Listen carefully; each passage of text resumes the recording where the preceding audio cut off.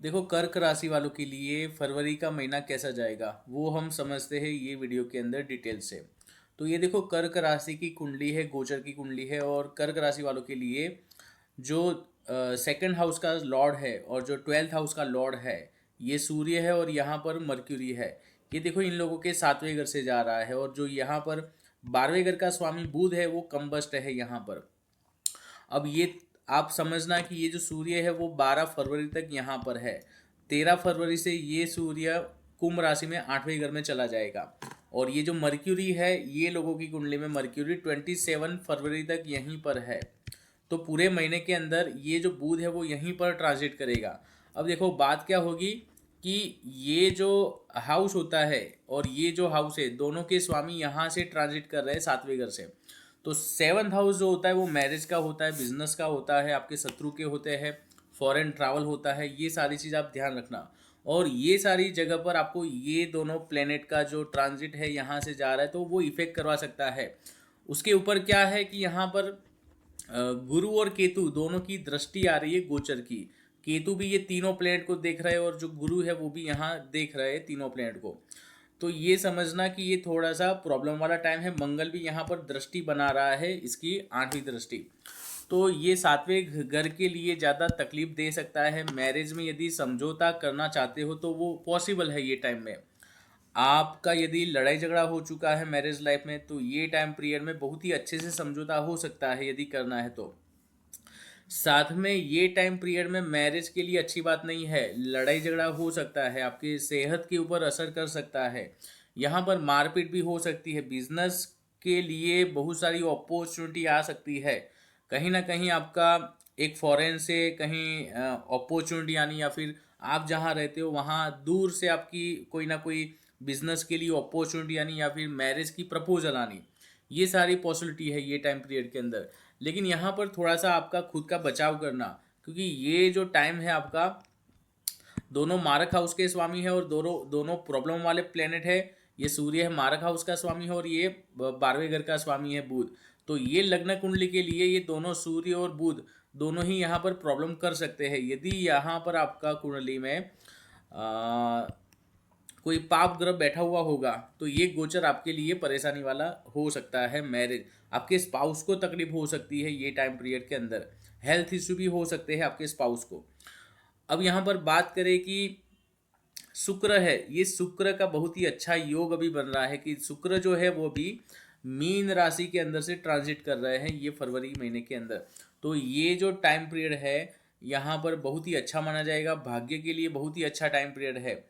यहाँ पर आपको बनते बनते कार्य यदि रुक जाते थे तो यहाँ पर अच्छा आपको बनना स्टार्ट होगा, कोई ना कोई हेल्प मिलना स्टार्ट होगा। यदि आप फॉरेन के लिए ट्रैवल करना चाहते हो, या फिर आप एग्ज़ाम देना चाहते हो, या फिर आपका यहाँ पर फादर से कुछ लेन देन करनी है तो वो उसके लिए बहुत ही अच्छा टाइम है।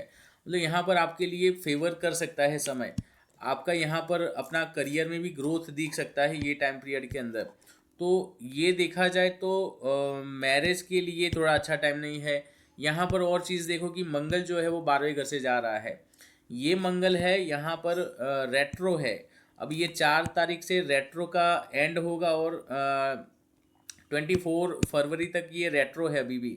तो 24 फरवरी तक ये मंगल 12वें हाउस से वक्री गति करेगा। अब मंगल कौन है? आपके 10वें घर का स्वामी है और 5वें घर का स्वामी है। दोनों ही प्लेनेट, दोनों ही हाउस के स्वामी 12वें घर से वक्री जा रहे हैं।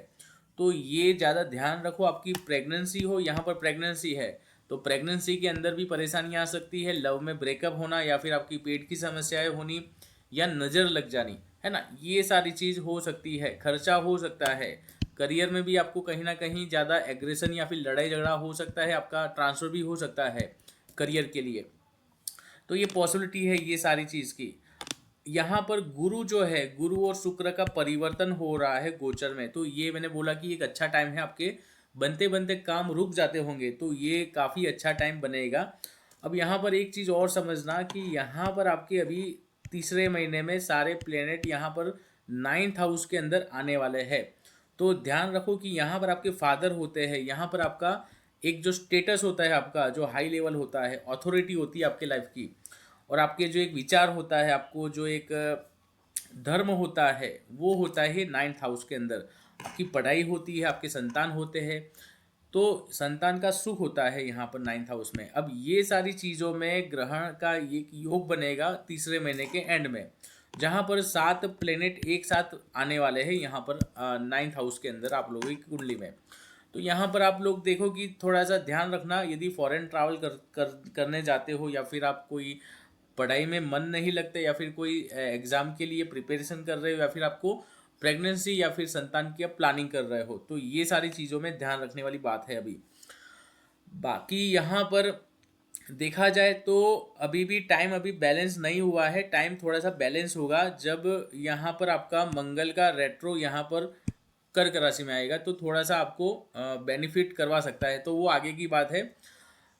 इसमें मैंने जो बताई वो चीज़ आप याद करना कि भाग्य के लिए बहुत ही अच्छा टाइम है, मैरिज के लिए, स्पाउस के लिए अच्छा टाइम नहीं है, संतान के लिए भी अच्छा टाइम नहीं है, करियर के लिए भी अच्छा टाइम नहीं है। तो ये कर्क राशि वालों का ये राशि फल है फरवरी महीने तक का। आई होप आपको ये चीज़ समझ में आई होगी, और यदि आपको एस्ट्रोलॉजी का कोर्स सीखना है या फिर आपको कंसल्ट लेनी है तो मुझे मैसेज करना।